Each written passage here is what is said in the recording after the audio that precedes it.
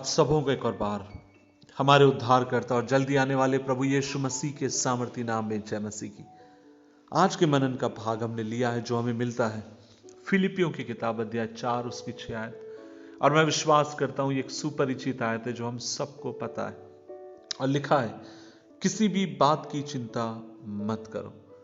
अजीजों, जब आप और मैं आज के परिवेश को देखते हैं, यदि आप और मैं आज के जीवन को देखते हैं, तो मनुष्य के लिए चिंता करने के लिए बहुत सारी बातें, बहुत कुछ है। आप कहेंगे भैया, जब मैं चारों तरफ अपनी नजरों को उठाती हूं तो चिंताओं से भरे हुए इस जग को मैं पाता हूं।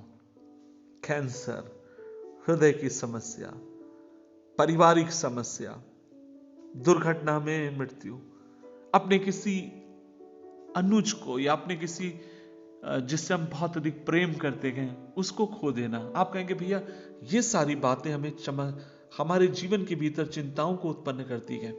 लेकिन अजीजों, ये बात सच है।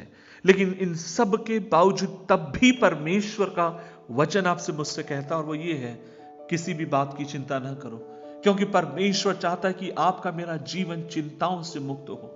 परमेश्वर चाहता है कि आप और मैं उसके ऊपर भरोसा रखें, उसके वचन के ऊपर भरोसा रखें और आगे की तरफ चलते चले जाएं। उसके ऊपर वचन के ऊपर भरोसा रखने का मतलब क्या है?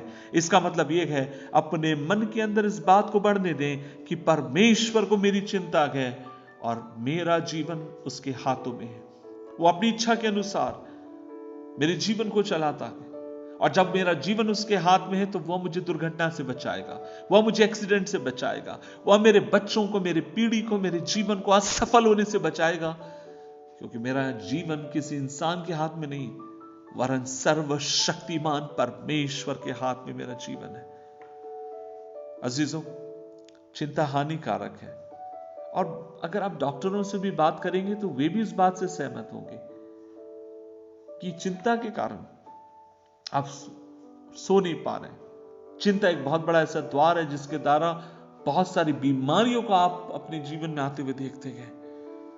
दूसरे शब्दों में कहूं, चिंता करना पाप भी है, क्योंकि चिंता करना परमेश्वर के ऊपर संदेह को उत्पन्न करता है। और अजीजों, चिंता में यह दर्शाती है कि परमेश्वर हमसे प्यार नहीं करता या परमेश्वर को हमारी चिंता नहीं है। अजीजों, कई बार आप और मैं इन चिंताओं के कारण अपने जीवन को अस्त व्यस्त होते हुए देखते हैं। कई बार आप और मैं वचन से दूर हो जाते हैं, प्रार्थनाओं से दूर हो जाते हैं, अपनों से दूर हो जाते हैं। प्रार्थना में मन नहीं लगता, आराधना में मन नहीं लगता। बहुत सारी चीजें हैं जो आपको मुझे परमेश्वर से अलग कर देती है। लेकिन आज इस सुबह के समय प्रभु का वचन आपसे कहता है, मेरी बेटी, मेरे बेटे, तुझे चिंता करने की आवश्यकता नहीं, क्योंकि मैं तेरा प्रभु हूं, मैं तेरा परमेश्वर हूं।